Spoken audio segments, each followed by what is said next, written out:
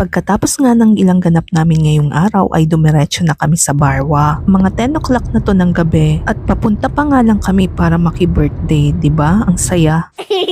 Pero okay lang naman kasi kinabukasan wala kaming pasok. Minsan lang naman yung mga ganitong okasyon. Alalahanin nyo, hindi naman masama yung makipag-socialize paminsan-minsan. Kahit naman may pagka-introvert kami, ay lumalabas din kami paminsan-minsan kasama yung mga kaibigan. Nakarating na nga kami dito sa Madinat na. Eto yung pangalawang beses naming makapunta dito. Gabing-gabi na nga ng mga oras na to pero okay lang naman, nandito kami sa Qatar kaya napaka-safe. Bilang ang nandito tayo sa ibang bansa at nagtatrabaho, hindi natin maiiwasan yung mga burnout na tinatawag, 'di ba? Kaya kung may pagkakataong kayong lumabas or kahit anong activities na makakapagpagaan ng loob nyo, ay go lang. Basta makakatulong sa mental health nyo ay okay lang yun. Pero dapat ay may limitasyon pa rin, 'di ba? Andito na nga kami sa harapan ng elevator.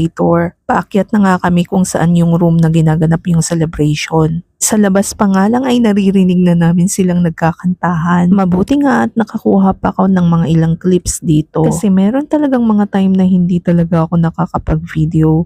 Minsan kasi tinatamad na or nakakalimutan lang. Fast forward, nandito na nga kami.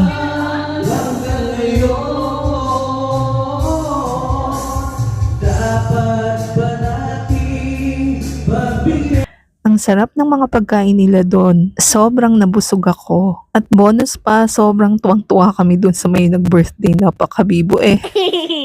Mga 1:30 na ng umaga to, pauwi na kami. Mabilis lang naman yung biyahe kahit medyo malayo. Kasi nga napakaluwang naman ng mga kalsada dito at walang traffic. O ayan ha, katulad ng promise ko sa inyo.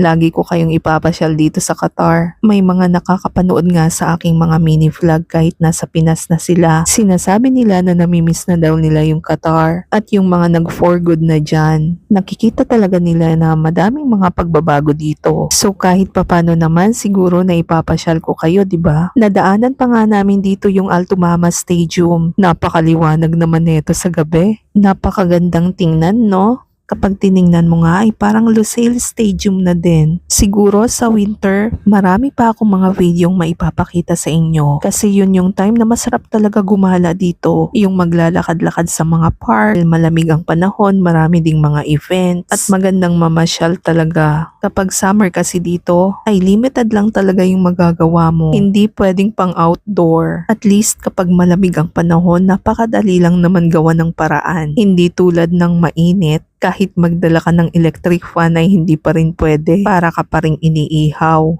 Napakainit naman kasi ng buga ng hangin. Kaya pansamantala ganito na lang